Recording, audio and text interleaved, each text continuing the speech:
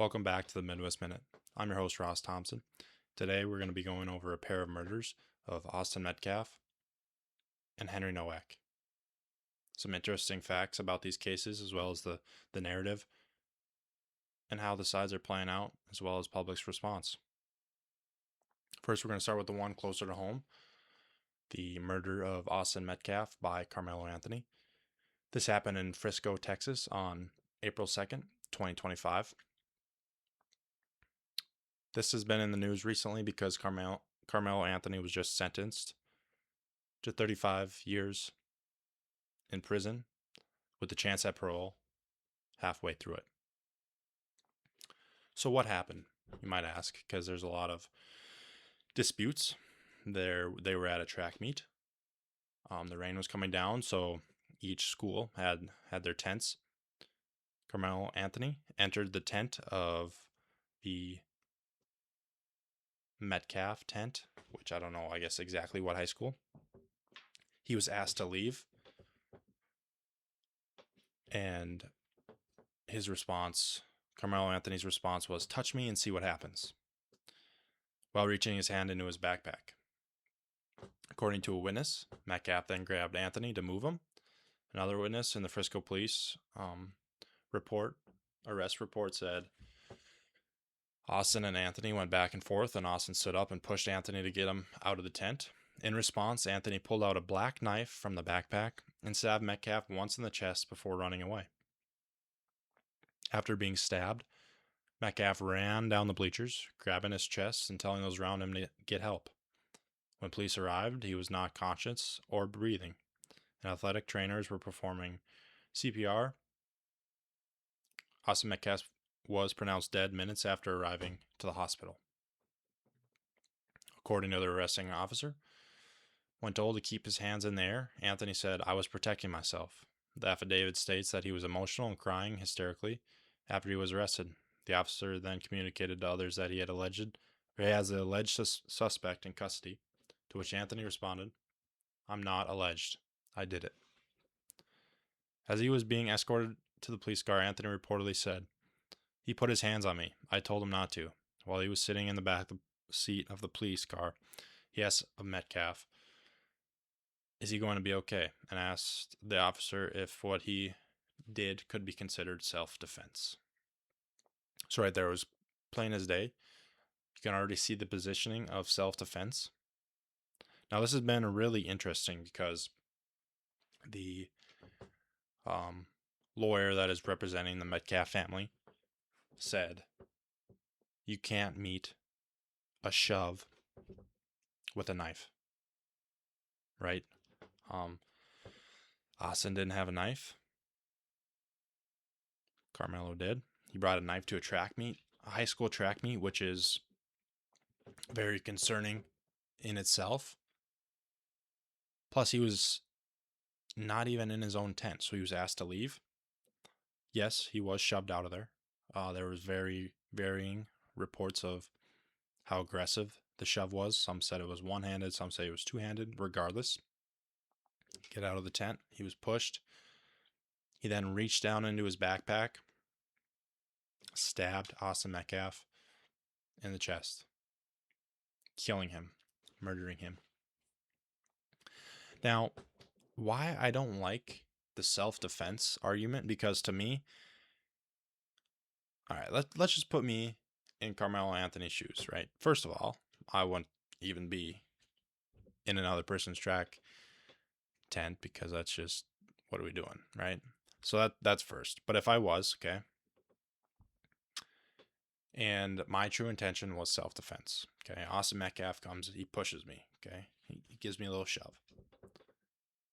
I'm now, what, 2 feet, 3 feet away from Metcalf at the time, okay? Maybe self-defense is really ringing in my head. Like, okay, I gotta protect myself. What do? I grab a knife, right? I pull out my knife because I already have it. For some reason, I bring it to the track meet. I pull out my knife, and I sit there. I'm like, you better not come. You don't come close to me. I got a knife, right? I'll stab you. Now, what's the difference between what I just said and what the narrative was? The difference was my intent was not to kill.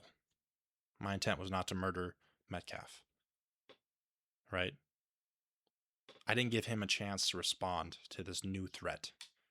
In Metcalf's eyes, he was just trying to get Carmelo Anthony out of their tent. That's all he was trying to do. Nothing racial about it.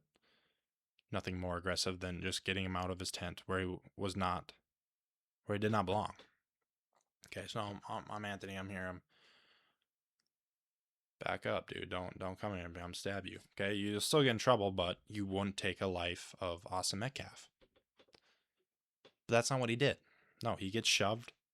He reaches into a backpack and he plunges the knife right into his chest. Now, that to me is not self-defense. That is somebody who was looking to pick a fight, maybe, got what he wanted, the right conditions, and stabbed him. Like I said, you can claim self-defense, but he didn't have a knife, right? Like, you don't get a meet a knife with a shove, or shove with a knife. So that's how I would have handled it. He was convicted of first-degree murder. It only took the jury 3 hours to deliberate, which is not that long of a time considering the scope of the trial, which kind of signifies that they also did not fall for the self-defense narrative. The Anthony family raised over $600,000 from donations. Now think of that. The family whose son is a murderer raised $600,000 from various donations on Give, Send, Go. The protests outside the courthouse were a lot of, for example, like the Black Panthers were there, a lot of progressive black empowerment organizations were there out there protesting this case, saying it was racial. Now here is really one interesting narrative, is now this is racial, not towards Austin Metcalf, but towards Carmelo Anthony.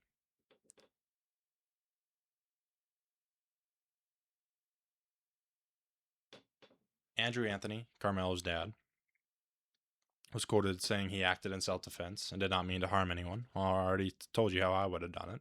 Everyone's different, what have you. But he did murder somebody. Andrew said nobody wins after the trial, after the verdict. His father also said, what stuck out to me, now this one is really important. What stuck out to me, number one, was the all-white jury. I'll read that again. What stuck out to me, number one, was the all-white jury. That was Carmelo Anthony's father. Now you read that, and is that not playing the race card a little bit? Race baiter? That's what a lot of talk show people are trying to paint the Andrew family, or Andrew Anthony, as a race baiter. And they really are, right? Because the jury was not all white. It included, yes, whites, but also Asians and Hispanics, which are also minorities that are prevalent in the Texas area, Frisco area. So when we are already looking at how they want to spin this narrative, you can see this is their goal from the beginning. They said their lawyer was not willing to fight. He was quoted saying his friends told him to get a white lawyer. So now it is the white lawyer's fault that his son ultimately got convicted of murder. Well, why didn't you use all that money to get a black lawyer then, if you're so concerned? And this can lead to the falling out of our judicial system, in a sense, where if they're playing this card, okay, and a future case like this happens and they get black jurors and what do they want the black jurors to do? They want the black jurors to not send black people to jail. It's plain and simple. It's right there, right? Because the um, Austin Metcalf's dad said he didn't want this trial to be about race. It shouldn't be about race. It's about humans, and that's completely true. Okay, that's how the jury should be. It doesn't matter who's on it. The facts matter, and that's all. One protester outside the courthouse said 35 years for self-defense. If Metcalf was white, we wouldn't even be here today. It never would have had a court. Or if Anthony was white, we wouldn't even be here today. It would never even had a court. There never would have been no handcuffs. We wouldn't be here today. So there again is another race saying if the roles were reversed, we wouldn't be in the exact same situation yet. Spoiler alert, we probably would. There's no probably, we would. Okay. And this just goes to show you, and to wrap it all up, you can follow it to yourself a little bit. On the race baiter, this is how you know this lone fact right there. Right here I'm gonna bring up is so the jurors go into deliberation, they come up with their verdict, they bring everybody back in, and then it's called sentencing, which then the jurors tell the judge, or I think maybe one of the jurors say, either way, I'm not a lawyer. They go out and they made their decision, and then they read their decision on guilty, not guilty, and then if he is guilty, what's the sentence? So it's called sentencing, right? Carmelo Anthony's parents abandoned their kid. Andrew Anthony, his father, abandoned his son during sentencing. Now, what kind of parents is that? To abandon your kid. If you want to fight this hard for your kid, okay. But then you leave him during sentencing up there all alone? Now, that's not right. Okay? I get your son murdered somebody, but you don't feel bad. So at least you can go to sentencing to support your kid. No, they don't do that. So when you put all these factors together, it's really just a game for them. And it really is, these people stand on the worst, like they plant their flag on the worst things and dig in. There are a lot better cases where you can say, okay, yeah, iffy, but this was clear cut, plain as day. And they want to dig in and play the race card on this. It's just really getting old, to be honest. It really is. And if you can start seeing this pattern, it's everywhere, right? It really is. They protect their own, really, is what they're doing, no matter what. And that is a scary thing because, there are a lot of groups of people out there that do really protect their own, like the Muslims and the Jews. But when we look at white people and Christians, we don't do the same, right? Tribalistic maybe is the right word that I can think of, not in a racial way, but really what it means is you are a part of something greater than myself, and I'm going to protect you no matter what. And that's always not the greatest, but that's what it is. But we don't see that from white people, and we don't see that from Christians generally. So we really pay the price for it, in a sense, good or bad. Enough on that. But now we can go into our second murder, which is a lot more interesting, mainly because it's not in America, and it really just shows kind of how messed up England is, and really just a wild story. And this culminates in what I just talked about too, and how race plays a factor in everything. But Henry Nowak was also murdered December 3rd of 2025 in Southampton, England, by a guy named Victor Digwa, or Vikram Digwa. He's a Sikh. He's of Sikh religion, which will play a very big role in this story. So I'll read the story first, and then we'll break it down a little bit. On the evening of the third day in December 2025, Nowak left his student accommodation at 8:30 to celebrate the end of term. At about 11, he was seen on CCTV entering the Hobbit pub in some random town on his own and leaving a few minutes later without ordering a drink. He then began to make his way home. Although he had a drink that night, he was under the drink drive limit, which really wouldn't matter because he was walking anyways. As he headed home, he sent messages and videos to his friends on Snapchat.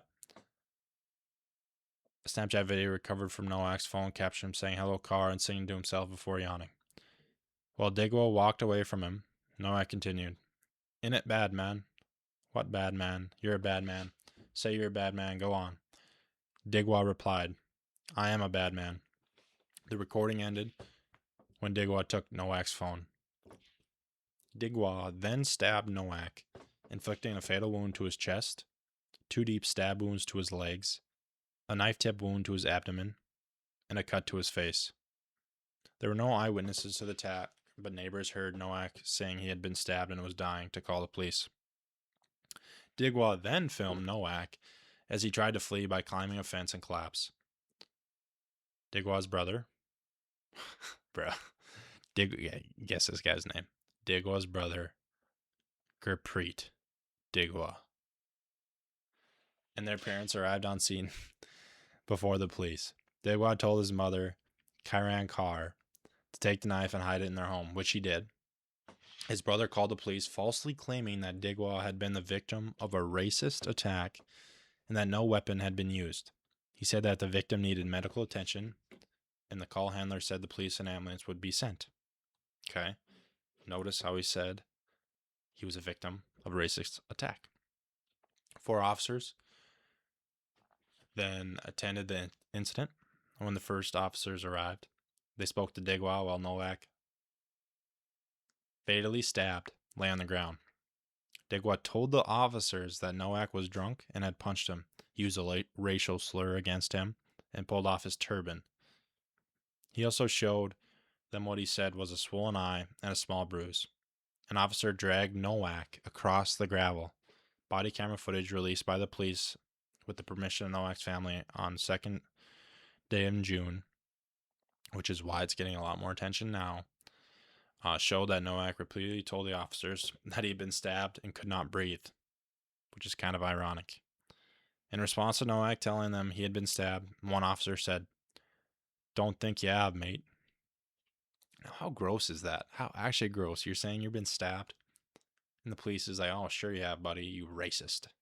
"Oh, you racist. What a racist. Of course you've been stabbed." Didn't even check him. He's bleeding in his legs, abdomen twice, slash across his face. Are they like only in England, I guess?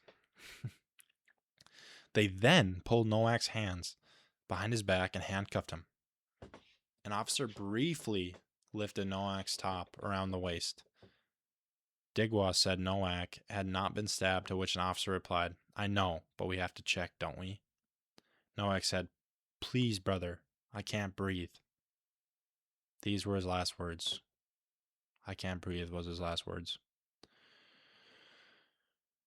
An officer then arrested him and read him his rights. At that stage, another officer realized he was unresponsive. The handcuffs were removed, an ambulance called, and CPR administered. Now I watched the video of the body cam footage, and they're pulling his arms behind him. and his hands were literally like pale white purple. It's like, what are we doing? It really is.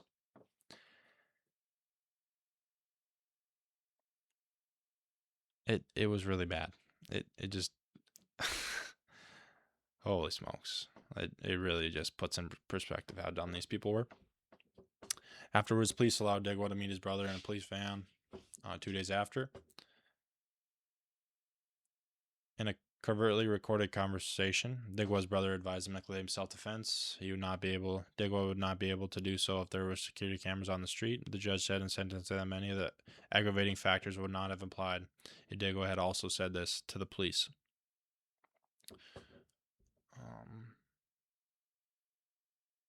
Yeah, that's basically the gist of it. So here's a man gets stabbed, tries to run away, getting recorded as he's dying out. Police is called because this dude's a racist. Police come. Believe the Sikh Indian. I don't know if I said that. Yeah, I did earlier. To be playing important. The Sikh religion Indian. Sikh.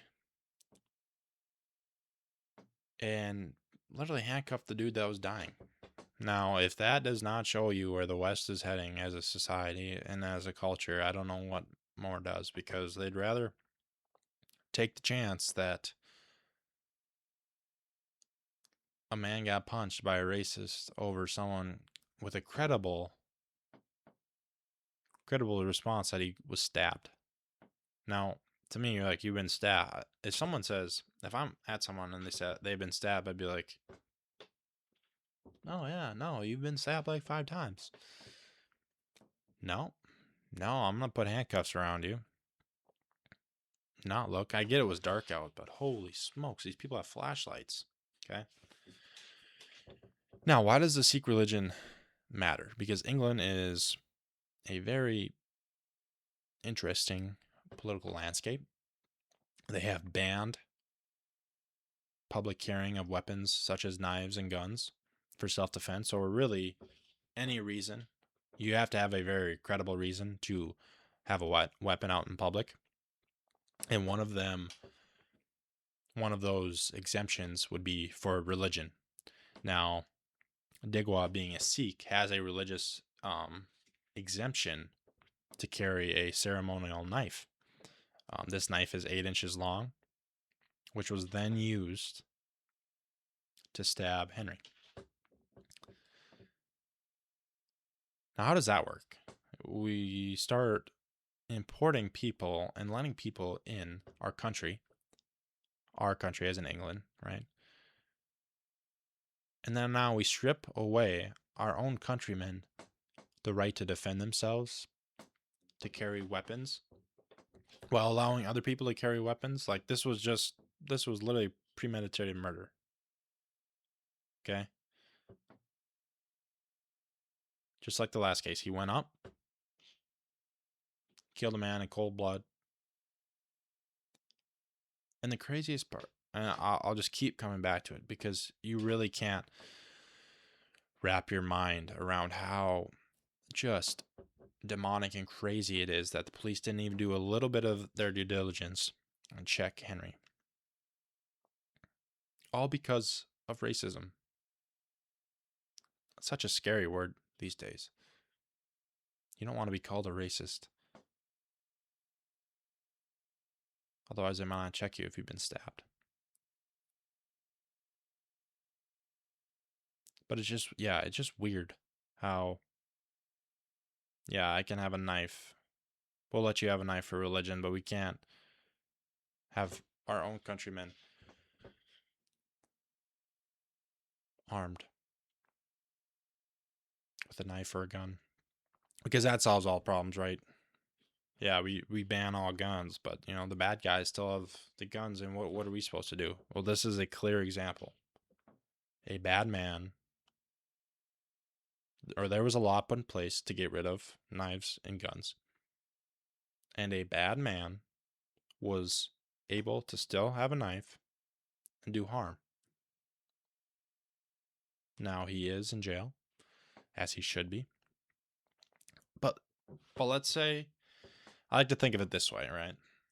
If the law was not on the books, this weapons ban in England, maybe a lot of you guys have seen Indiana Jones, where Harrison Ford is set to fight this samurai guy, this guy that kind of looks like a Sikh, and he's doing all the sword moves, and Indiana Jones just like walks away. Could happen here. Now, probably not if you get jumped and stabbed first, but I'm just saying is you take away the right for your citizens to defend themselves, which is very daunting, especially when the influx of illegal immigration and just even legal immigration and the takeover of the West. So I think we're in some scary times ahead, to be honest. Just the way how tensions keep rising, how the race card keeps getting played. You know, we're in the big 2-6, and this stuff keeps getting played, and I don't think it's going to quit, right? And it's fundamental now. It's ingrained in a lot of people's head, and clearly in Henry's case, because it was just good enough to call him racist, right? That's all it took. So we're getting to the point where that's all it's gonna be, and you're ruined. Might die for it. So this video has not been a shot at all black people in general or all Sikhs in general. No, that's not what I'm doing here. Um reporting some interesting narratives on both these murders. How I don't think the race card can be applied to either, in my opinion. But yeah, do some own research if you want, because these are very interesting cases. Stay curious.